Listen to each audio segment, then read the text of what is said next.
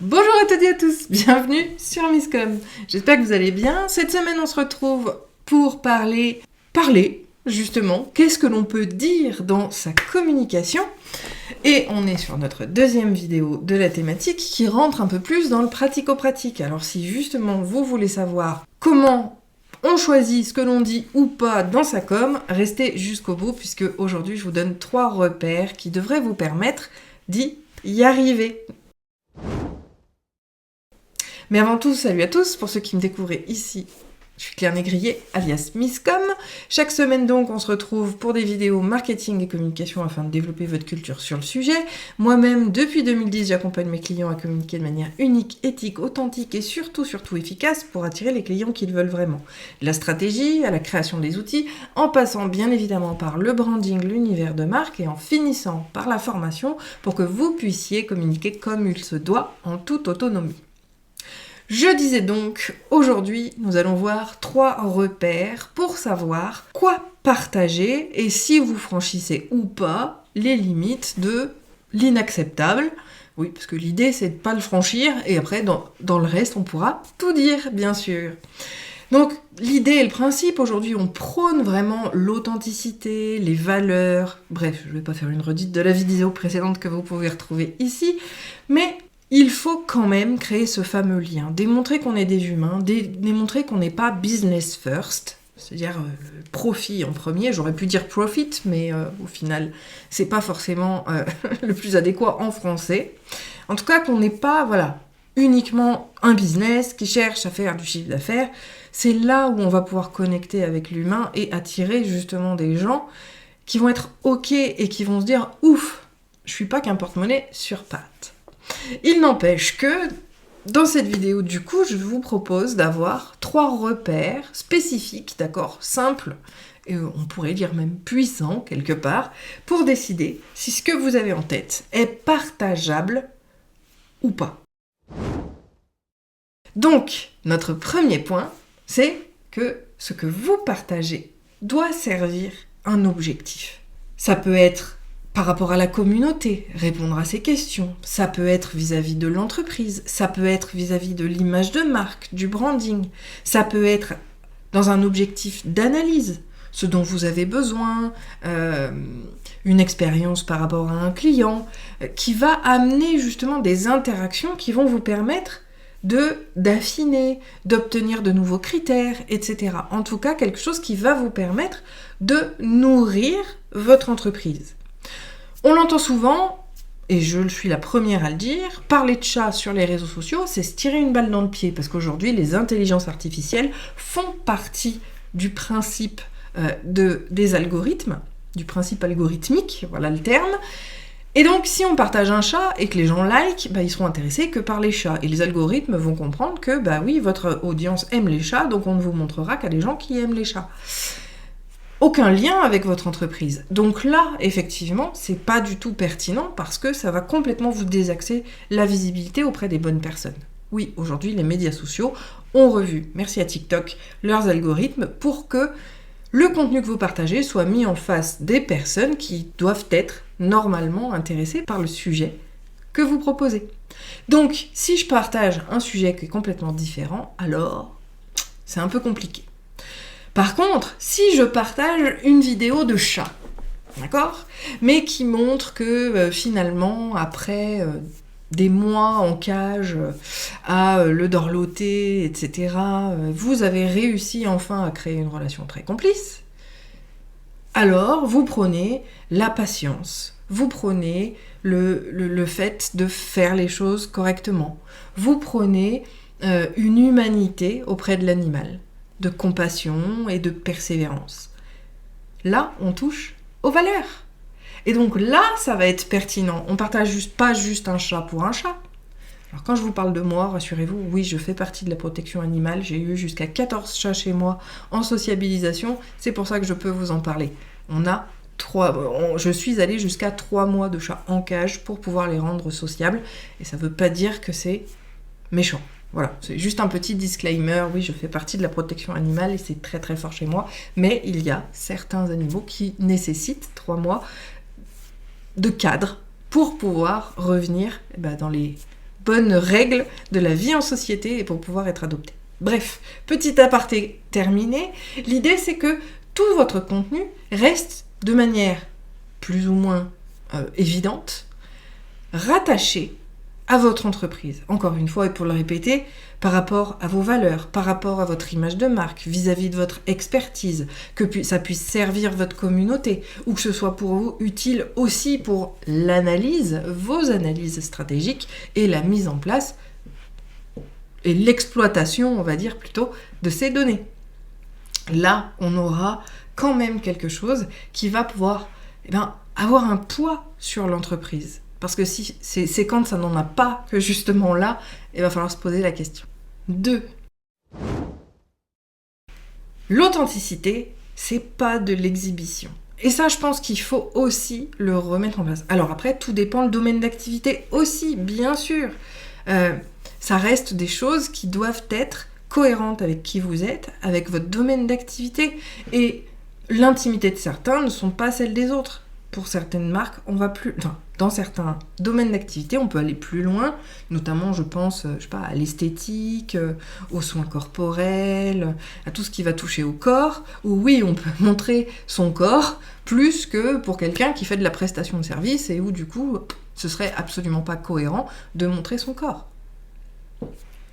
Il faut faire la part des choses et voir en fonction de votre domaine d'activité. Donc, on peut parler sans tabou, mais ça va dépendre du sens que l'on va y mettre et finalement de l'intention qu'il y a derrière. On peut très bien parler, les sujets en fait sont pas gênants, c'est l'absence de lien qui va le devenir. Donc on peut très bien partager, comme moi par exemple, mon podcast sur la sexualité, enfin l'épisode que j'ai enregistré pour un podcast sur la sexualité, parce que le principe, c'est de libérer la parole.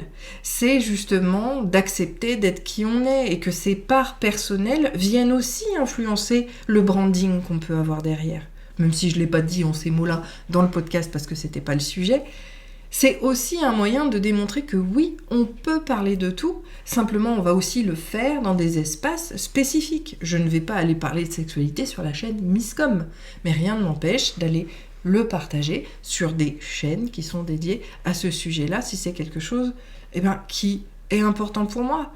Libérer la parole des jeunes. J'ai un frère qui a 13 ans de moins que moi et je vois bien que pour les moins de 30 ans aujourd'hui, c'est extrêmement compliqué. Ce sont les relations, les rapports humains, le verbal et même le non-verbal est complètement faussé et qu'aujourd'hui, ils vivent de non-dits et de jugements.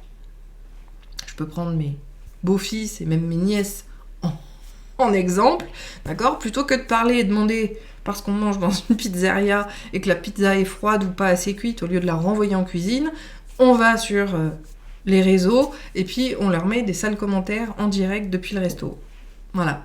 Et ça, par contre, il faut en avoir conscience, justement, de ces réflexes-là et de, justement, connaître son audience pour savoir qu'est-ce qu'on va pouvoir aller partager et quelles sont les répercussions si jamais c'est mal pris, etc. D'où l'importance aussi de tester sa com avant de la lancer véritablement, parce que ça permet d'ajuster et de voir si c'est réel, intéressant, pertinent et bon pour votre entreprise in fine. Donc, il y a le sujet qui doit avoir cette intention, c'était le deuxième point de cette authenticité versus exhibition. Et puis le dernier, c'est le fait que ce partage-là, il doit être assumé. Si vous n'assumez pas le sujet, n'y allez pas, parce que c'est comme quand on essaye de communiquer par soi-même et qu'on bidouille tout, ça fait pas professionnel et en fait, ça fait fuir les gens. Mais vous devez le maîtriser, savoir exactement de quoi vous parlez, préparer justement des réponses en cas d'incompréhension, en cas d'attaque, etc. On est un petit peu, alors si je reprends mes années en corporate, on est un petit peu dans une stratégie de communication de crise qu'on va prévoir au cas où, c'est-à-dire de discours qu'on va tenir si toutefois, on avait des retours négatifs ou ce genre de choses. Parce que oui, on peut s'assumer pleinement, mais il peut y avoir aussi des gens à qui ça déplaît. Alors je parle pas des haters qui ont que ça à faire, que de perdre leur temps à des endroits pour commenter, à des endroits qui ne leur incombent pas, j'ai envie de dire, des gens parfaitement sensés. Si ça leur plaît pas, ils passent leur chemin et puis c'est tout. Donc, je m'adresse plutôt à ceux-là. Il n'empêche que si un client ou quelqu'un de votre communauté était surpris, eh bien, il faut pouvoir lui apporter une réponse positive et constructive et bénéfique pour justement, continuer la relation avec cette personne. Et donc, ces réponses-là vont quand même devoir être un minimum réfléchies à l'avance, avant d'appuyer sur le bouton publier, pour pouvoir anticiper les réactions. Ça, c'est aussi quelque chose d'élément essentiel. Mais effectivement, parler de généralité, généraliser justement le fait de pouvoir prendre la parole et d'avoir des prises de parole et des prises de position sur certains sujets sont tout à fait louables du moment que l'espace est approprié. Et ça, c'est hyper important. Ça va reprendre la notion de support même au sein de votre entreprise, et puis en dehors également. Comme je le disais, là, une histoire de podcast, on ne me voit pas spécialement à l'écran, on ne fait que m'entendre. En plus de ça, le podcast est anonymisé. Si je ne le partage pas, personne ne sait que c'est moi. Moi, aujourd'hui, j'ai à cœur vraiment de pouvoir libérer cette parole, et j'ai même un projet de plateforme sur la sexualité que j'aimerais mettre en œuvre, qui est dans un coin de ma tête. Mais aujourd'hui, j'ai bien trop de choses pour pouvoir l'avancer. Donc voilà. Mais ça fait partie d'un plan que j'ai encore et que j'aimerais pouvoir mettre en œuvre de manière personnelle pour le bien de la société en dehors. Donc pour moi, cette intervention-là, elle était tout à fait logique, louable. Et j'ai envie de dire, on ne parle pas de choses salaces, on parle juste d'expérience. Et la conclusion au podcast, c'était justement de dire aux jeunes qu'il faut parler pour pouvoir parler et expérimenter pour être libéré. Donc, le troisième point, effectivement, c'est que ce soit aligné à votre image de marque pour renforcer votre posture d'expert éventuellement, renforcer votre posture de leader également. C'est en tout cas moi l'idée que je me fais de cette participation à ce podcast-là. Et la question finale à se poser, c'est quel impact va avoir votre message, quel que soit son niveau de diffusion, un article, un podcast, une vidéo, un post sur Internet, peu importe. Mais quel impact cela va-t-il avoir, à la fois pour ceux qui pourraient être touchés, donc le lire, l'entendre, et même votre entreprise. Là encore, si on voit que l'impact du retour risque d'être plus négatif que positif, là, on va pouvoir se poser la question. Mais principe d'utilité, principe effectivement de négatif, c'est le principe de... Ah, j'ai perdu le terme. Du risque... bénéfice-risque, voilà, c'est le principe bénéfice-risque. Si le risque est plus important que les bénéfices, alors oui, il vaudra mieux ne pas y aller. Mais, quelque part, si ça vous permet d'être vous-même, si ça permet de présenter une facette de votre personnalité qui vous rend davantage humaine, qui crée du lien et de la connexion avec les gens, même s'il faut l'expliquer un petit peu à terme, alors oui, c'est partageable. Mais ne faites jamais, au grand jamais, et j'insiste là-dessus pour cette conclusion, si vous le faites, c'est parce que vous êtes volontaire, c'est parce que vous le maîtrisez, c'est parce que vous l'acceptez et vous le rayonnez.